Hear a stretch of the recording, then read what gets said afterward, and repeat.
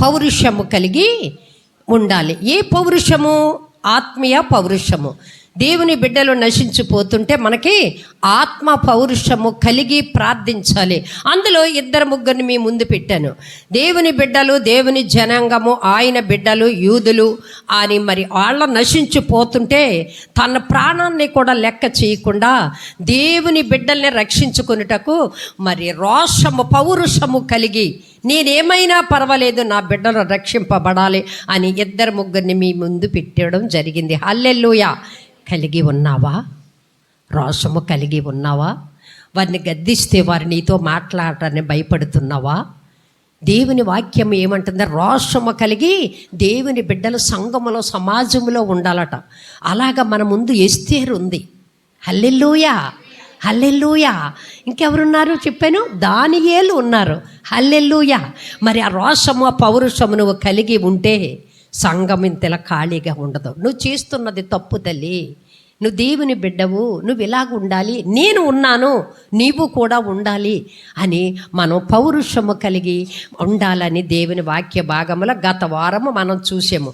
ఇప్పుడు మనము దేవుని బిడ్డలు ఎలాగో ఉండాలంటే సంఘములో బలవంతులై ఉండాలి. హల్లెలూయా, హల్లెలూయా. ఏ బలము? శారీరక బలము కాదు, ఆత్మీయ బలము కలవారై దేవుని బిడ్డలు ఉండాలని లేఖనము సెలవిస్తుంది. దేవుని బిడ్డలు ఎలాగ ఉండాలి, బలము కలిగి ఉండాలి అనే మాటకి పౌలు గారు మనతో ఏం మాట్లాడుతున్నారు అనేది చూసుకున్న తరువాత మనము ఒక వ్యక్తిని మనం చూద్దాం. ఆత్మీయ బలము కలిగి, ఒకప్పుడు పిరికిగా ఉన్నాడు, ఆత్మీయ బలము కలిగి దేవుని కొరకు బలము పొందుకొని ఎలాగ జీవించాడు అనేది కొద్ది నిమిషాలు మనం దేవుని వాక్య భాగంలో నుంచి మనం చూద్దాము. హల్లెలూయా. ప్రభువు శక్తిని బట్టి మనం బలవంతులై ఉండాలి. ఏ శక్తి తల్లి మనకి? ప్రభువు శక్తి. నువ్వు ఏదో బలంగా తీసుకున్నా ఆ శక్తి వాక్యం ముందు పనిచేయదు. నీ శరీరానికే పనిచేస్తుంది, నీ నడతకే పనిచేస్తుంది, నీ ఇంటిలో పని చేసుకుంటాకే పనిచేస్తుంది. శారీరకంగా ఉన్నటువంటి శక్తి నీవు తీసుకున్న ఆహార పదార్థాల మీద ఆధారపడి ఉంటుంది. కానీ ఇది దేవుని శక్తిని బట్టి బలవంతులై ఉండాలి. హల్లెలూయా. ఆ దేవుని శక్తి ఎలాగ వస్తుంది?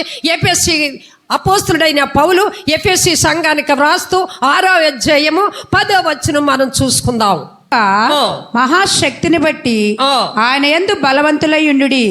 మీరు అపవాది తంత్రములు ఎదిరించుటకు శక్తిమంతులగునట్లు దేవుడిచ్చి సర్వాంగ కవచమును ధరించుకొనుడి. చాలు తల్లి. ప్రభువు శక్తిని బట్టి ఆయన యందు మనం ఎలా ఉండాలి? బలవంతులై ఉండాలి. బలము, ఆ దేవుని శక్తి నీకు ఎలాగ వస్తుందంటే రాత్రంతా గోజాడేవే, పోరాడవే, అప్పుడు వస్తుంది బలము. హల్లెలూయా, హల్లెలూయా. ఆ ఆత్మీయ పోరాటము, ఆత్మీయ బలము. మరి మీరు 4 గంటలకు వెళ్ళారు, ఎప్పుడు వంట చేసుకుని ఉంచారో సమయానికి వచ్చేసారా? బిడ్డలందరూ నేను పరిశీలించాను. అది ఆత్మీయ శక్తి. ఆత్మీయ శక్తిలో పొందుకున్నటువంటి బలము అది రాత్రంతా నిద్ర లేకుండా దేవుని కొరకు, సంఘం కొరకు, బిడ్డల కొరకు, యవ్వనస్తుల కొరకు మనం పోరాడడం. ప్రియ సంఘం, ఒక్క మాట మాటను చెప్పి నన్ను ముందుకెళ్ళనివ్వండి. యవ్వనస్తులు మనం ఎంత గట్టిగా మరి ప్రార్థన చేస్తున్నామో అంత గట్టిగా, అంత బలంగానే యవ్వనస్తులు చెడిపోతున్నారు. మీ ప్రార్థన మానొద్దు, మీ ప్రార్థన, మీ పట్టుదల విడవద్దు. మీరు భారము కలిగి ప్రార్థన చెయ్యండి. అయ్యో ఈ వారం ప్రార్థన చేసేనే, కుర్చీలన్నీ ఖాళీగా ఉన్నాయి, అయ్యో ఈ రోజు ఖాళీ చేసే, ఈ ప్రార్థన చేసేనే, ఇంకా యవ్వనస్తులు రాలొద్దని మీరు భయపడవద్దు. ముందుకే మనం సాగుదాము. దేవుని శక్తిని బట్టి మనం సాగుదాము. దేవుని బలాన్ని బట్టి మనం ప్రార్థన చేద్దాము. తుదకు అపోస్తుడైన పౌలు గారు అంటారు, తుదకు ప్రభువు యొక్క మహాశక్తిని బట్టి ఆయనందు మనము బలవంతులై ఉండాలి. అప్పుడే లోకనాథుడు అనేటువంటి సాతాన్ని మనము జయించగలదన్నమాట. హల్లెలూయా. చప్పలు కొట్టి దేవుని మహిమపడదాం. ఈ లోక సాతాన్ని నువ్వు జయించాలంటే, ఈ లోకనాథుడిని నువ్వు ఎదిరించాలంటే దేవుని శక్తి మనం పొందుకోవాలి. ఆ దేవుని శక్తి ఎక్కడి నుంచి వస్తుందంటే ప్రభు యొద్ద నుండే ఉంది. ఆ ప్రభు యొద్ద నుండి వచ్చిన శక్తిని మనము పొందుకొని ఈ లోకనాథుల్ని మనము జయించాలంటే ఆయన సన్నిధిలో మనం ప్రార్థన చేయాలి. హల్లెలూయా. ఎవరి తరము కాదు. నిద్రను జయించడం ఎవరి తరము కాదు. కంటి చూపును జయించడం ఎవరి తరము కాదు. శరీరాశను జయించడం ఎవరి తరము కాదు. ఎప్పుడు ఎవరి తరము అవుతుందనంటే దేవుని శక్తిని పొందుకున్న వారే ఆయన బలాన్ని బట్టే మనం వాడిని ఎదిరించగలమని పౌలు గారు మాట్లాడుతున్నారు. వాటిని బెదిరించి వాడితో పోరాడి మన జయ జీవితము పొందాలని అంటే లోకాన్ని జయంతో మాటలు కాదు తల్లి, నా అనుభవం మీద నేను చెప్తున్నా. అది దేవునిలో ఉన్నది. ఆ శక్తి మనం పొందుకుంటేనే నిత్యము దేవుని నామములో, దేవుని యందు, దేవునిలో నువ్వు వంటగట్టబలిగి ఉంటేనే నువ్వు లోకాన్ని, శరీరాన్ని జయించగలవు. జయించానని అనుకుంటాం కానీ మనం జయించలేము. అక్కడ పౌలు గారు మాట్లాడుతున్నాడు, అపవాది తంత్రములు ఎదిరించుటకు శక్తిమంతులగునట్లు ఆయన శక్తిలో మనము బలము పొందుకొని ఉండాలని మొదటగా మాట్లాడుతున్నాడు. దేవుని యందు శక్తి గలవారమై ఉంటేనే లోకాన్ని మనం ఎదిరించగలము. హల్లెలూయా, హల్లెలూయా. మీరు బలవంతులై ఉన్నారంటాడు. మొదటి యాహోను పత్రిక 14వ వచనం కూడా చూడు తల్లి. మొదటి యాహోను 2వ అధ్యాయము 14వ వచనంలో, చిన్నపిల్లలారా మీరు మీ తండ్రిని ఎరిగి ఉన్నారు గనుక మీకు వ్రాయిచున్నాను. తండ్రులారా మీరు ఆది నుండి ఉన్నవారని ఎరిగి ఉన్నారు గనుక మీకు వ్రాయిచున్నాను. యవనస్తులారా మీరు బలవంతులు, దేవుని వాక్యము మీ యందు నిలుచుచున్నది, మీరు దుష్టిని జయించుచున్నారు గనుక మీకు వ్రాయిచున్నాను. తల్లి, ఇందులో యాహోను గారు మాట్లాడుతున్నారు 14వ వచనంలో, యవ్వనస్తులారా మీరు బలవంతులు అంటున్నాడు. ఎవరస్తులను ఉద్దేశించి 120 తీయొద్దు. 127వ కీర్తనలో అంటాడు, మీరు బలవంతుని చేతిలో, యవ్వన కాలములో పుట్టినటువంటి బిడ్డలు బలవంతుని చేతిలో బాణముల వంటి వారిని దావీదు మాట్లాడుతున్నాడు. ఎవరి కాలంలో పుట్టినవారు అని అంటే, నువ్వు యవ్వన కాలంలో బాప్తిసం పుచ్చుకున్నావు, అవునా కాదా? వృద్ధాప్యంలో పుచ్చుకోలేదు. నీ తల్లిదండ్రులు యవ్వన కాలంలో బాప్తిసం పుచ్చుకున్నారు. ఆ యవ్వన కాలంలో బాప్తిసం పుచ్చుకున్నటువంటి బిడ్డలు మిమ్మల్ని కన్నారు. మీరు యవ్వనస్తులు, మీరు యవ్వన కాలంలో మీ తల్లిదండ్రులకి పుట్టారు కనుక మీరు యవ్వన కాలంలో పుట్టిన బిడ్డలు కనుక మీరు బలవంతుడు. ఎవరు బలవంతుడు? నా యేసయ్య చేతిలో మీరు బాణముల వంటి వారు కనుక మీరు బలవంతులయ్యుండుడని యవ్వనస్తులతో మాట్లాడుతున్నాడు యాహోను గారు. యవ్వన కాలంలో మీరు పుట్టారు కనుక ఆ శాతాన్ని మీరు ఎదిరించాలంటే, వాడిని జయించాలంటే, లోకాన్ని జయించాలంటే, త్రాగుని జయించాలంటే, వ్యభిచారాన్ని జయించాలంటే, కంటి చూపుని జయించాలంటే, సెల్లఫోరని మీరు జయించాలంటే దేవుని శక్తి అందు మీరు బలవంతులుగా ఉండాలి. హల్లెలూయా. దేవుని వాక్యము తప్ప, వాక్యము మీలో బలముగా పనిచేస్తే తప్ప మీరు సెల్లఫోన్ మీరు పక్కన పెట్టలేరు. వాక్యము మీలో బలముగా ఉన్న ఎడలే మీరు త్రాగుకు దూరంగా పోతారు. హల్లెలూయా. ఆ శక్తి ఎవరి దగ్గర ఉన్నదంటే దేవుని యొద్ద ఉన్నదట. అది మీరు ఎప్పుడైతే పొందుకుంటారో, యవనస్తులారా చూడండి, యవనస్తులారా మీరు బలవంతులు, దేవుని వాక్యము మీ యందు నిలుచుచున్నది కనుక.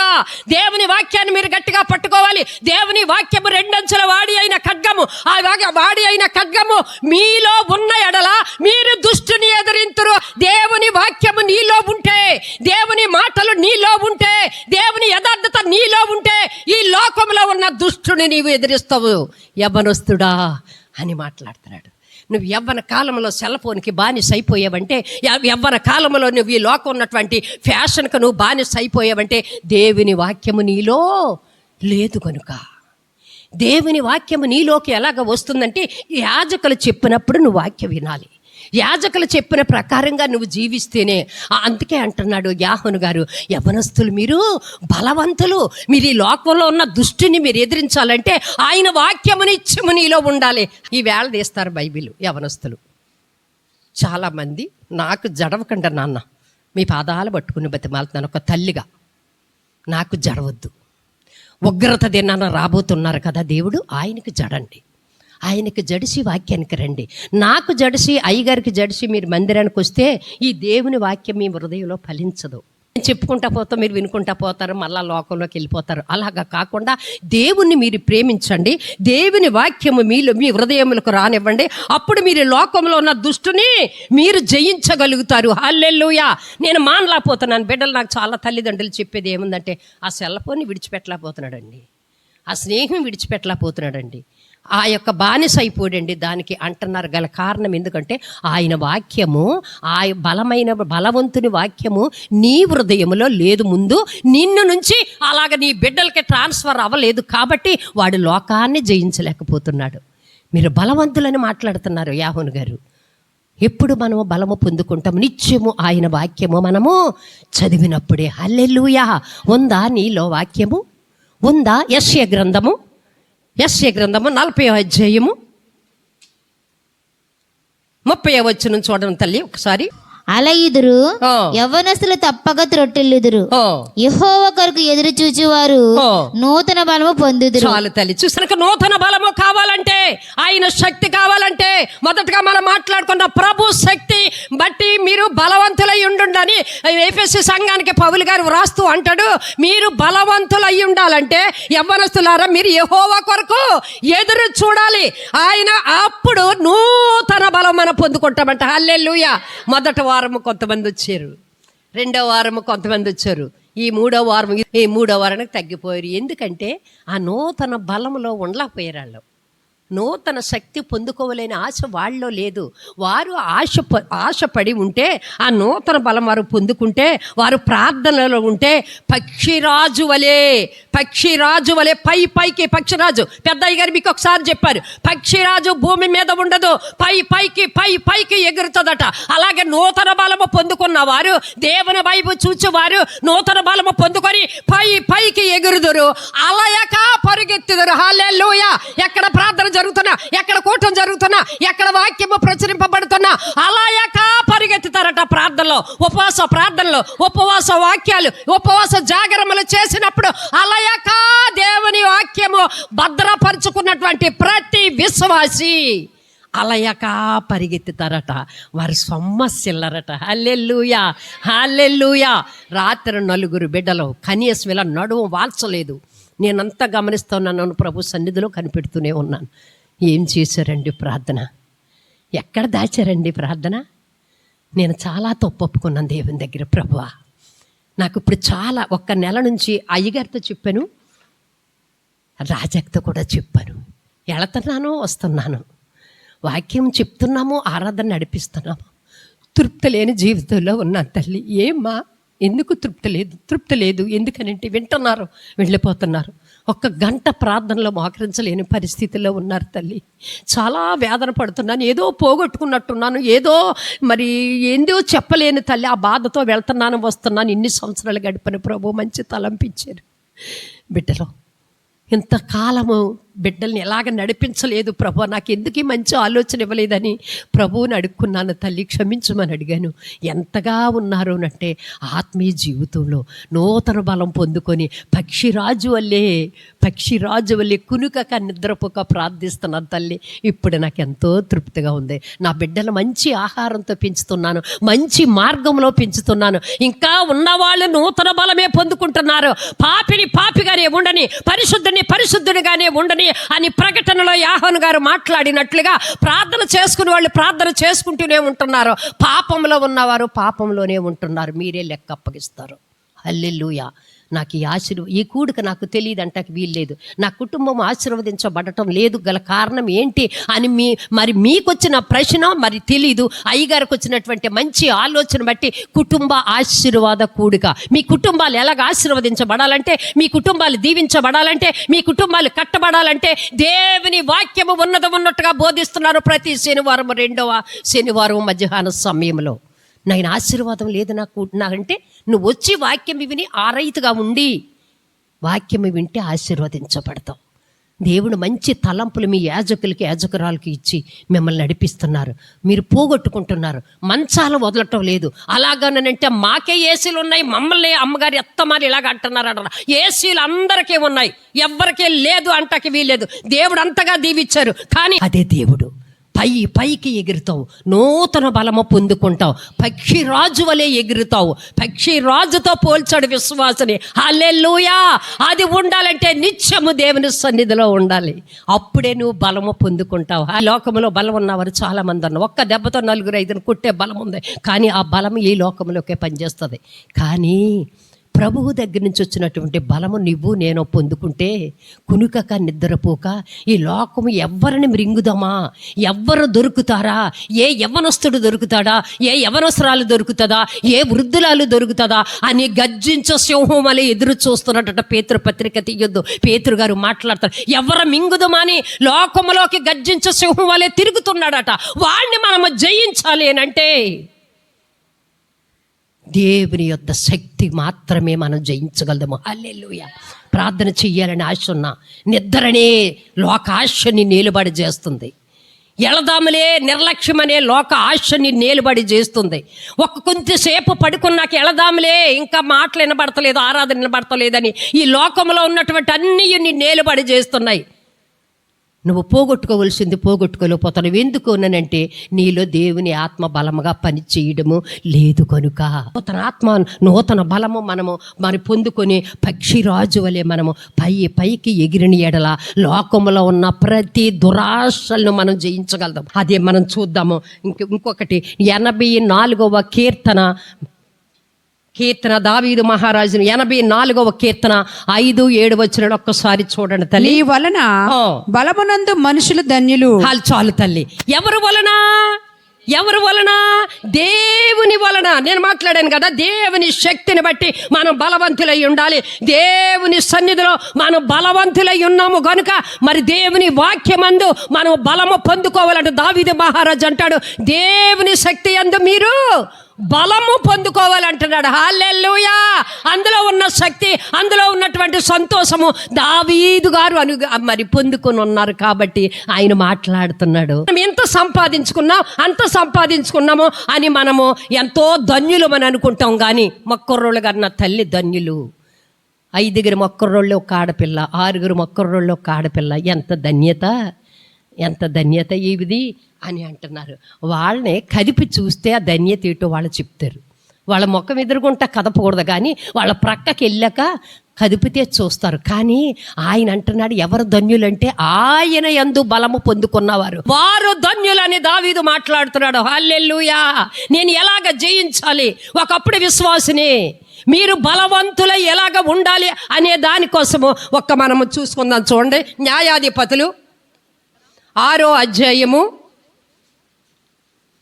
1-2 వచనాలు గట్టిగా చదవండి తల్లి. ఇశ్రాయేలీయులు యెహోవా దృష్టికి దోషులైనందున యెహోవా 7 ఏండ్లు వారిని మిద్యానీయులకు అప్పగించెను.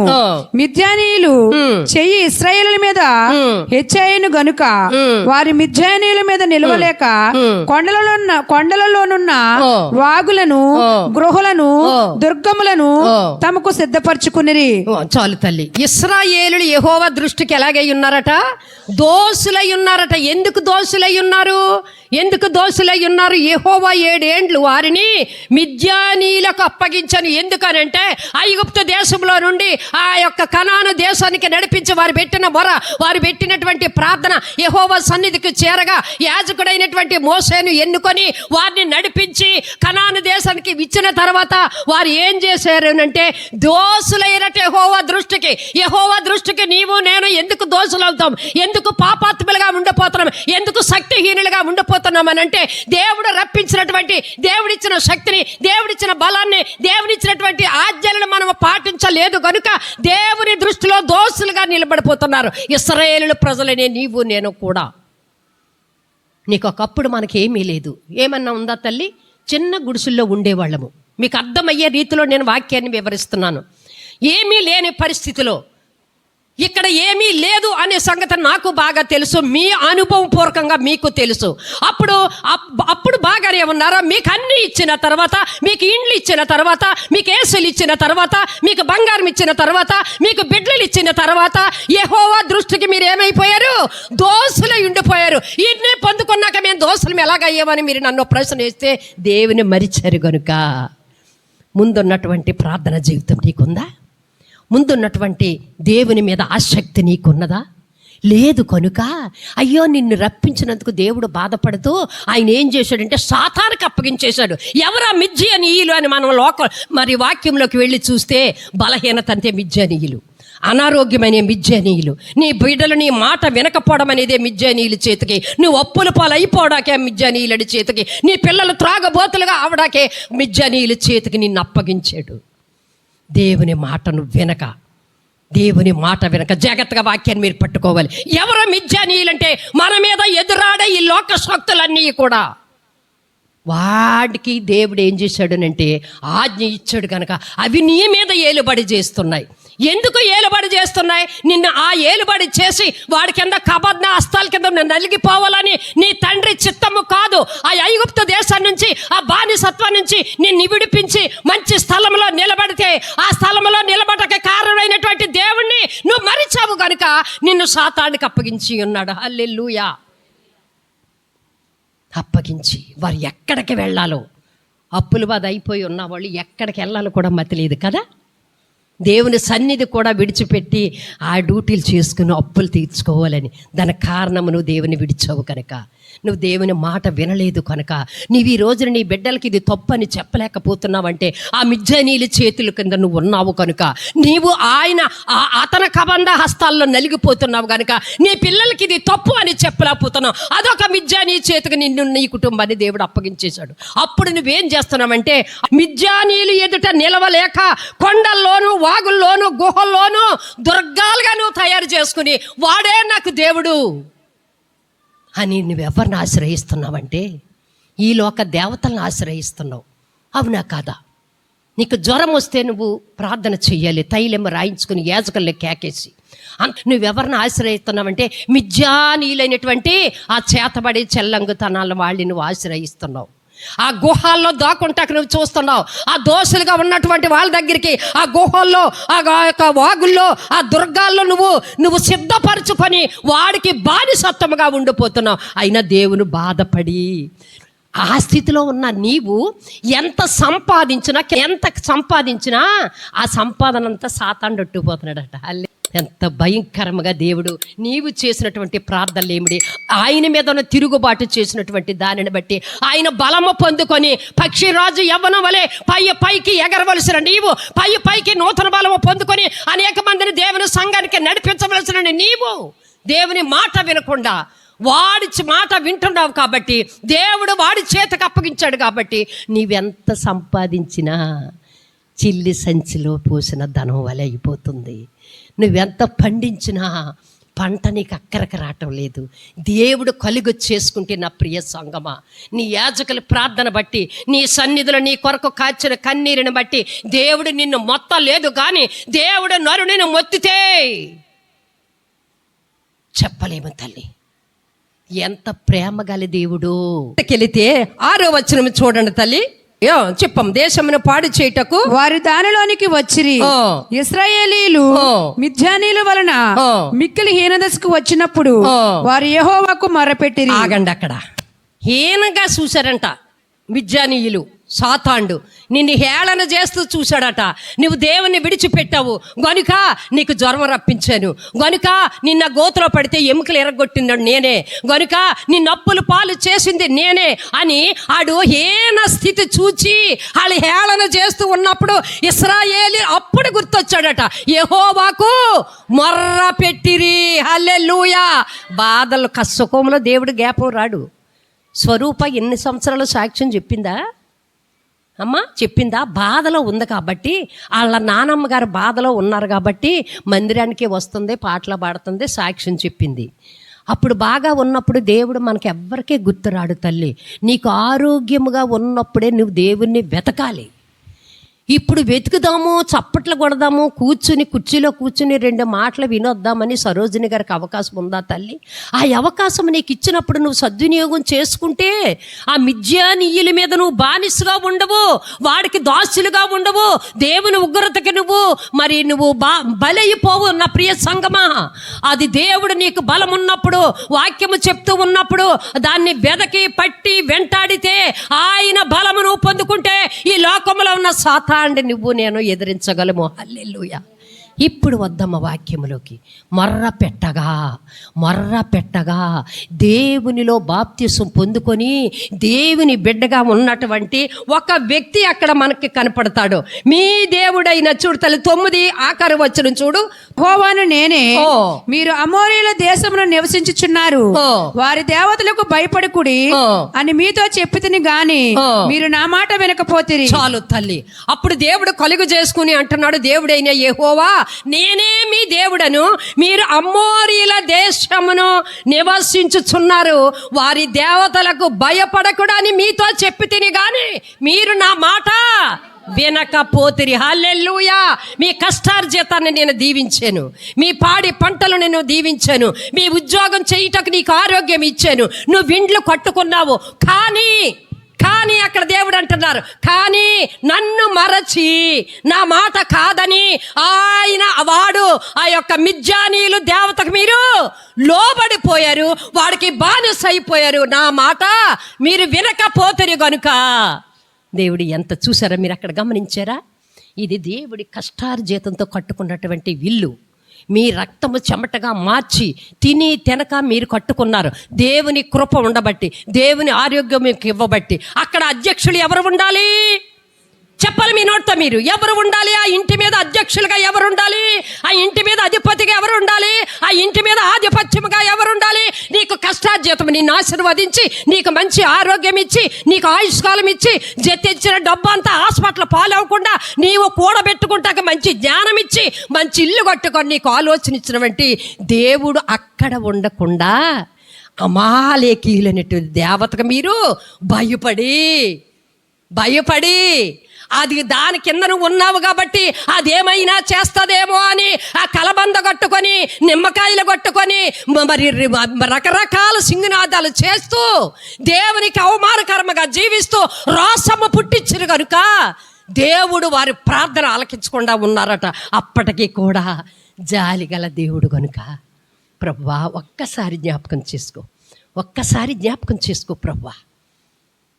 బాధలో ఉన్నప్పుడు మొర్ర పెట్టగా దేవుడు వారు మొర ఆలకించి 11వ వచనంలోకి రండి తల్లి. దూత వచ్చి యావాషులకు కలిగిన వప్రాలోని మస్తకి వృక్షం క్రింద కూర్చుండెను. యావాషు కుమారుడైన గిద్యోను మిద్యానులకు మరుగైండునట్లు గానుగు చాటున గోధుమలను దొల్లగొట్టుచుండగా. చాలు తల్లి. ఈ యొక్క అబియెజ్రీయుడైన యావాషుకు కలిగినటువంటి కుమారుడే గిద్యోను ఏం చేస్తున్నట్టే గోధుమలను మిద్యానీయులకు మరుగై ఉన్నట్లు గానుగ చోటున గోధుమలను దొల్లగొట్టుకొనుచుండగా. బాప్తిసం పొందుకున్నటువంటి విశ్వాసి మందిరానికి రాకుండా గోడ చాటును ఉన్నట్లుగా యాజకులు చూస్తున్నటువంటి నువ్వు చాటింగ్ చేస్తూ ఉంటుండగా, నీ చేతిలో బైబిల్, ఆదివారం ఉండవలసినటువంటి బైబిల్ నీ చేతిలో వేరొక బుడ్డి ఉంటుండగా. అర్థమవుతుంది అనుకుంటాను నా మాటలు. నువ్వు ఆదివారం మందిరంలో ఉండాలి, నువ్వు ఆదివారం ఆరాధనలో ఉండాలి, శుక్రవారం ప్రార్థనలో ఉండాలి.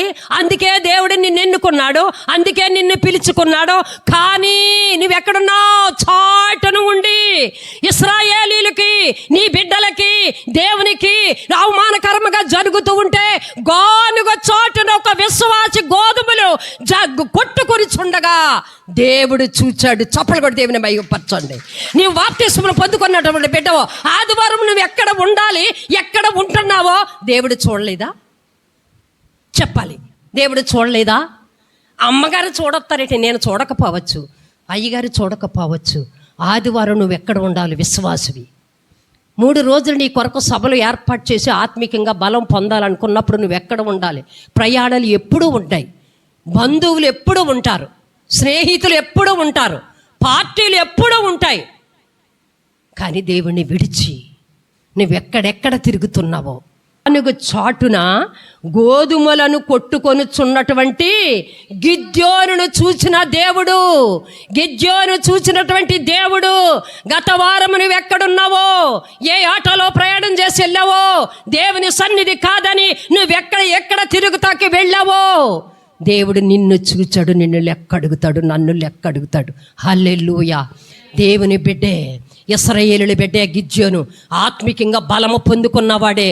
కానీ ఆ మిద్యానీయుల చేతిలో తన సంఘము బానిసత్వము చేస్తూ, వారి చేతికి పంట రాకుండా, వారి చేతికి వాళ్ళకి అనారోగ్యాలు కల్పిస్తూ నానా బాధలు పడుతూ ఉన్నప్పటికీ ఒక విశ్వాసి మందిరంలోకి వచ్చి మర్ర పెట్టకుండా, ప్రార్థన చేయకుండా గోడ చాటున ఉండి దాక్కున్నటువంటి గిద్యోనుతో మాట్లాడే దేవుడు ఈ యొక్క మధ్యాహ్న సమయంలో ప్రార్థన ఎగ్గొట్టి ప్రయాణం చేస్తున్నా నీతో నాతో స్పష్టంగా మాట్లాడుతున్నాడు. హల్లెలూయా, హల్లెలూయా. గిద్యోను చూసినటువంటి అగ్ని నేత్రముల కళ్ళు నిన్ను చూడలేదా? నన్ను చూడలేదా? రహస్యముగా తల్లికి తెలకుండా చేస్తున్నావు, రహస్యముగా చాటింగులు చేస్తున్నావు.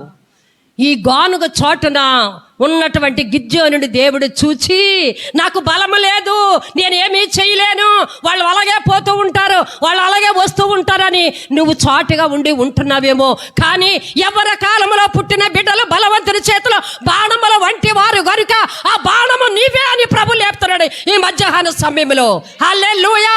నశించిపోతున్న నీలాంటి ఎవరొస్తుల కొరకు లేపుతున్నాడు. వస్తావా?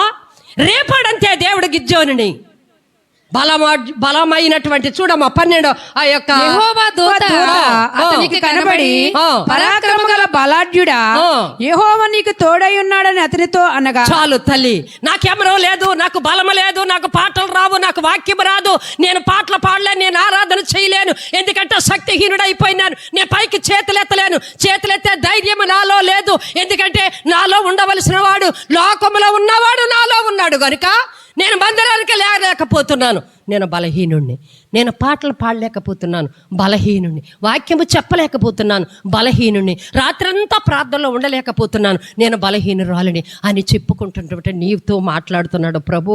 జీవము గల యెహోవా దూత నీకు ప్రత్యక్షమై కనపడి, పరాక్రమము గల బలము గలవాడా, బలము గలదానా, బలము గల యవ్వనస్తుడా, బలము గల యవ్వనస్తురాలా, ఈ యొక్క ఉదయకాల సమయంలో యెహోవా దూత నీతో స్పష్టంగా మాట్లాడినప్పుడు పరాక్రమం కలిగినటువంటి బలమైనటువంటి యవ్వనస్తుడా రా ముందుకి, నేను నిన్ను వాడుకుంటాను, నీకు బలం ఇచ్చిన వాడిని నేనే, నా శక్తితో నిన్ను వాడుకుంటాను, నువ్వు సిగ్గుపడకు, నువ్వు గానుగ చాటి ఉండవలసిన పని లేదు, నువ్వు గాడు చాటినే ఉండవలసిన పని లేదు, మందిరము ప్రక్కన ఉండవలసిన పని లేదు, ధైర్యము కలిగి నువ్వు మందిరములకు వచ్చి నువ్వు వస్తే నిన్ను ఈరోజు వాడుకుంటానంటున్నాడు నా యేసయ్య. నేను బలము లేనివాడను, నేనేమి చేయగలను, నా బిడ్డలందరూ మిజ్జానీళ్ళ చేతుల్లో నలిగిపోతున్నారో. చాటుగా ఉన్నాడు తల్లి, చాటుగా ఉన్నాడు. యెహోవా దూత అతనికి ప్రత్యక్షమై, నువ్వు బలము లేనివాడవని అనుకుంటున్నావు గిద్యోను, నువ్వు పరాక్రమము గల బలాఢ్యుడవు నీవు, ఎందుకంటే నీలో బలము కలిగినటువంటి యేసయ్య రక్తము నీలో ఉంది. చప్పట్లు కొట్టి దేవుని మహిమపడదాం. నీలో శక్తి గల రక్తము ప్రవహించుచున్నది, నీవు జీవము గల దేవుని బిడ్డవు గనుక, జీవాధిపతి కుమారుడు కుమార్తెవు గనుక నీవు ఎన్నటికీ బలము లేని వాడవు కాదు, నీవు బలవంతుడవు. దేవుని శక్తిని బట్టి, దేవుని వాక్యము నీలో ఉన్నప్పుడు నువ్వు దేనినైనా ఎదిరించగలవు, నువ్వు దేనినైనా ఎదిరించగలవు. గిద్యోను కేకేశాడు. బలమైనటువంటి మరి బలాఢ్యుడు రమ్మన్నప్పుడు 14వ వచనము చూడు తల్లి. అంట యెహోవా అతని తట్టు తిరిగి బలము తెచ్చుకుని వెళ్ళి మిద్యానీయుల చేతిలో నుండి ఇశ్రాయేలును రక్షింపుము, నిన్ను పంపిన వాడు నేనే అని చెప్పగా. చాలు తల్లి, నిన్ను పంపిన వాడను నేనే. నాయనా మీకొక్క మాట చెప్తున్నాను ప్రియ సంగమా, నీవు బాప్తిసం పొందుకున్నావు, బలము కలిగి కొంతకాలం ఉన్నావు, నువ్వు బలహీనుడైపోయి తిరుగుతున్నావు.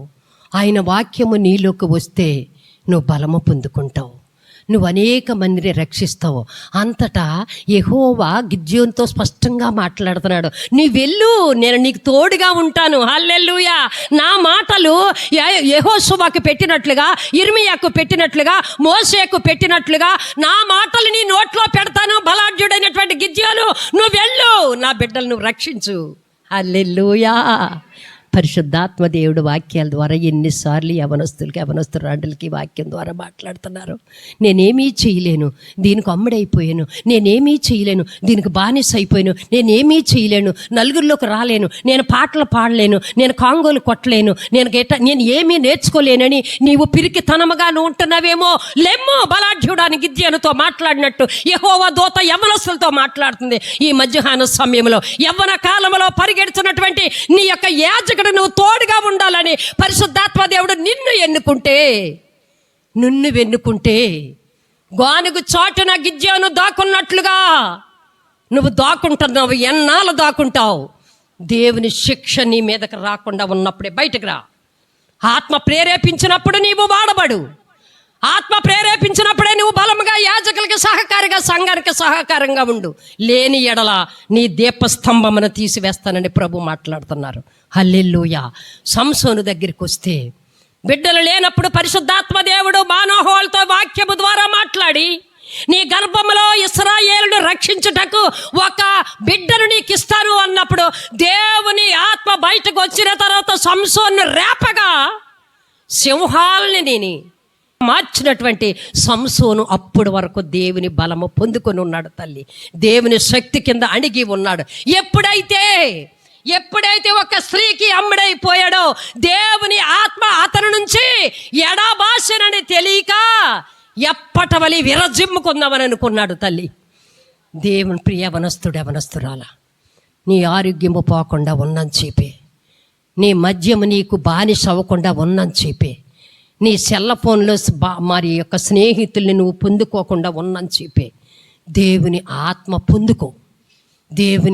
పొందుకొని గిజ్జోని వలె రేపబడి బలము కలిగి చాటున ఉండకుండా, నీ దేవుడు నీకు శక్తినిచ్చిన దేవుడు బలవంతుడని ఎరిగి ఆయన బలాన్ని ఆయన శక్తిని పొందుకొని నశించిపోవచ్చున్న నీ జనాంగము కోసము నీవు ప్రార్థన చెయ్యాలని ప్రభు యేసు ప్రభులు వారి మధ్యాహ్న సమయంలో యవ్వనస్తుల కొరకు ఈ వాక్యం తీసుకున్నారు తల్లి.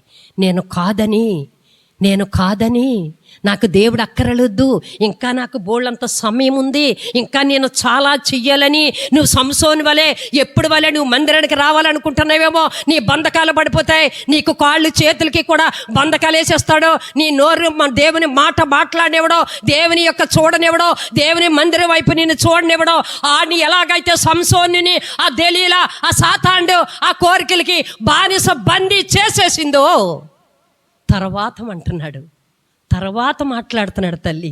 అప్పుడు జ్ఞాపకం వచ్చింది, అయ్యో నేను ఇశ్రాయేలుల దగ్గర ఉండవలసి దానిడే, నేను ఈ మిద్యానీయులకి ఎలాగ ఎరబడిపోయాను, అయ్యో నీ పాపంలో ఉన్నానే అని అప్పుడు బాధపడుతున్నాడు.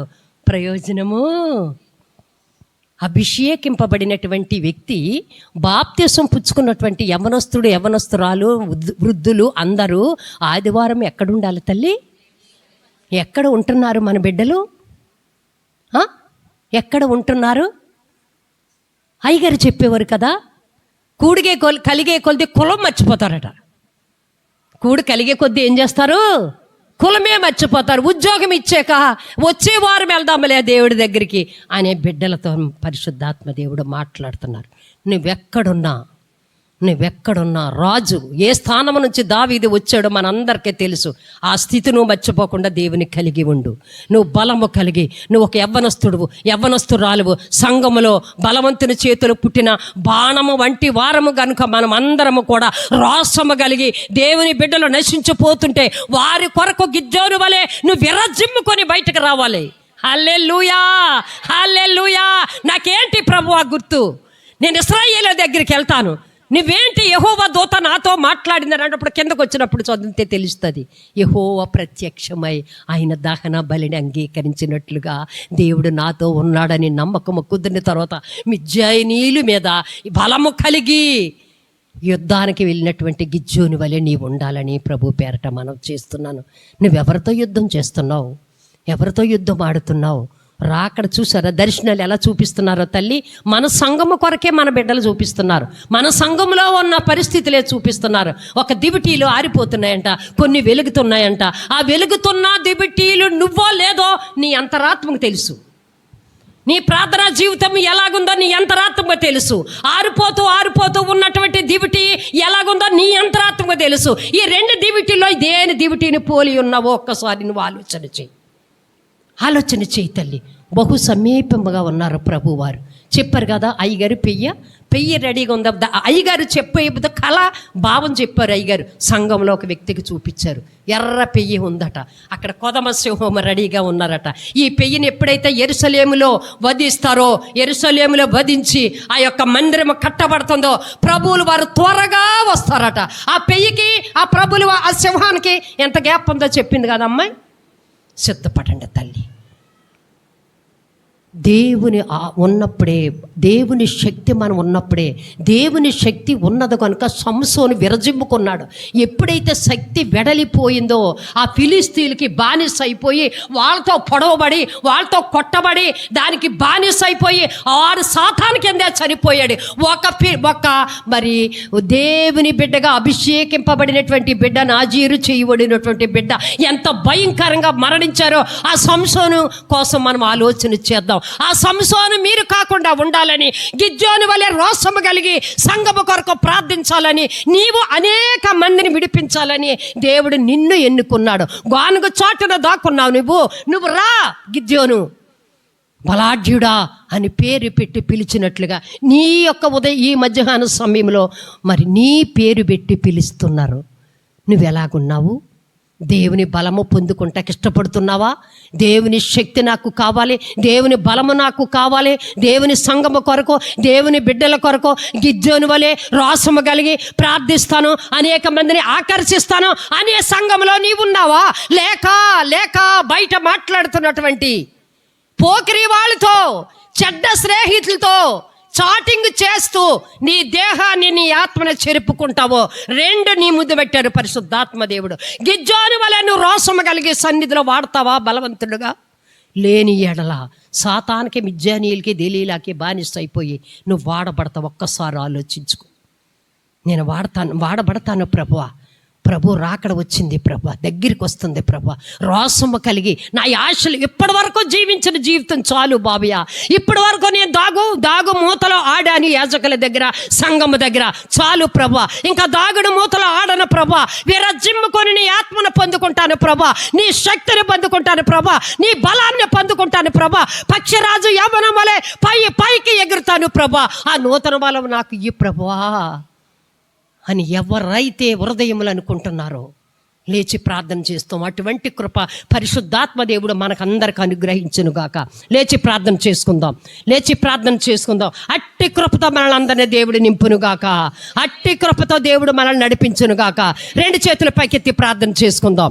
ఆ బలము నాకు కావాలి యేసయ్యా, ఆ బలముతో నన్ను నింపు యేసయ్యా, ఆ బలముతో నేను వాడబడాలనుకుంటున్నాను యేసయ్యా అన్నవారు ప్రతి ఒక్కరు ప్రార్థన చేసుకుందాం.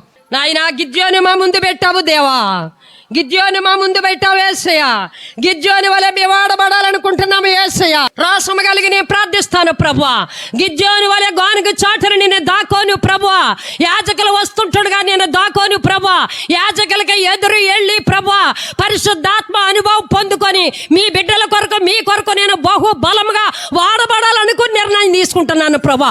అట్టి బలము నాకు దయచేయండి ప్రభువా, అట్టి బలము నాకు దయచేయండి ప్రభు అని ప్రతి ఒక్కరు ప్రార్థన చేసుకుందాం. నోరు తెరువు తల్లి.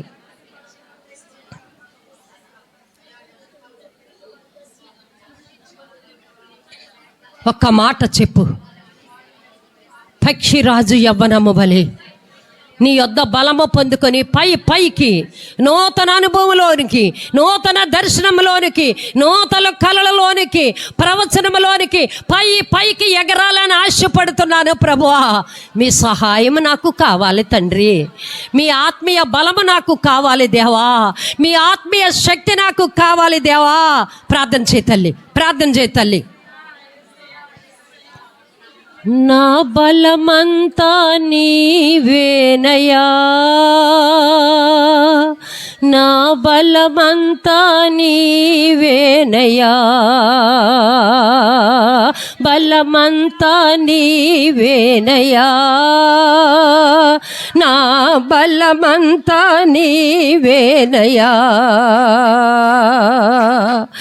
అలలు లేచినను, తుఫాను ఎగసినను, అలలు లేచినను, తుఫాను ఎగసినను, కాపాడే దేవుడవయ్యా,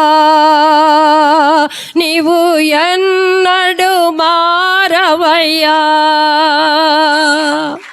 కాపాడే దేవుడవయ్యా, నీవు ఎన్నడు మారవయ్యా.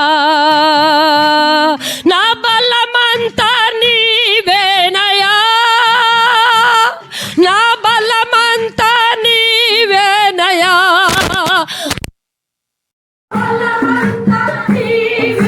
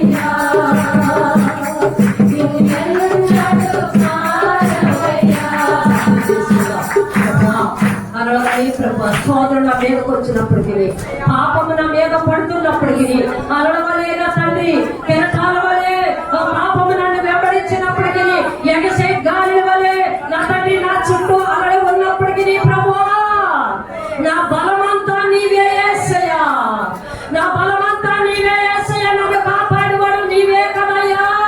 ప్రార్థించు తల్లి, ప్రార్థించు తల్లి. నేను దేవుని శక్తి పొందుకోలేకపోవడానికి గల కారణము నీలో ఉన్నటువంటి పాప ఆలోచనలే, నీలో ఉన్నటువంటి దుష్ట ఆలోచనలే తల్లి.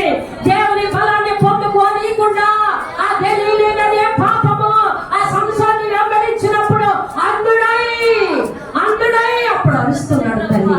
శక్తివంతులుగా ఒక్క మాట చాలు, ఒక్క మాట చాలు, ఒక్క మాట చాలు, ఒక్క మాట చాలు, ఒక్క మాట చాలు ప్రభు. నాతో నీవు మాట్లాడినచో నే బ్రతికెదను ప్రభు. నాతో నీవు మాట్లాడినచో ఒక్క మాట చాలు ప్రభు. నా ప్రియుడా, స్నేహితుడా, నా ప్రాణనాథుడా, నా రక్షకుడా, ఒక్క మాట చాలు, ఒక్క మాట చాలు, ఒక్క మాట చాలు ప్రభు. ఒక్క మాట చాలు, ఒక్క మాట చాలు, ఒక్క మాట చాలు ప్రభు. చేతులు పైకి ప్రార్థించగలరు. ప్రభువా, ప్రభువా, నాయనా మీరు నన్ను రక్షించుకున్నారు. ప్రతి నెల పరిశుద్ధ మోసుకు తింటానయ్యా, నీకు అవతేతిగా ఉన్నానయ్యా. విద్యోని పిలిచినట్లుగా దేవా నన్ను పిలిచినా నేను లెక్క చేయలేదు ప్రభువా. విద్యానీయులు చేతిలో పడిపోయారు ప్రభువా. అప్పుడు మరో పెడతాడు తల్లి సంసారం, ఎత్తుకుడు మరో పెడుతున్నాడు యేసయ్యా, యేసయ్యా. సమయం లేదు తల్లి, అలాగని మరో పెట్టినట్టు ఉత్తరం ఇచ్చినట్టు యేసయ్యకి సమయం లేదు కనుక నీకు ఆరోగ్యంగా ఉన్నది చెప్పుడే బయటికి రా. ఆ పాపముల నుండి బయటికి రా, ఆ రాగుల నుండి బయటికి రా, ఆ వ్యభిచారం నుండి బయటికి రా. గిఫ్ట్లను పిలిచిన దేవుడు, నా కుమారుడు, నా కుమార్తె, ఈ మధ్యాహ్న సమయంలో నిన్ను పిలుచుచుండగా బయటికి రా, బయటికి రా. దేవుని హస్తము పట్టుకో, దేవుని హస్తము పట్టుకో, దేవుని శక్తిని పట్టుకో, దేవుని బలాన్ని పట్టుకో. దేవుని బిడ్డల కొరకు నువ్వు ఆడబడి విద్యోని వల్ల నేను ఆడబడతాను ప్రభువా. నేను మరుగై ఉండలేను ప్రభువా. నీ సన్నిధి నుండి నేను దాటలేను ప్రభువా. ప్రార్థించు తల్లి, ప్రార్థించు. ఆ భయంకరమైన సమయం రాకముందే దేవుడు నీ ప్రార్థన వినిచినప్పుడే, దేవుడు నీ స్వరము విన్నప్పుడే ఆయన పాదాల చెంతకు పడిపోదాం. ఆయన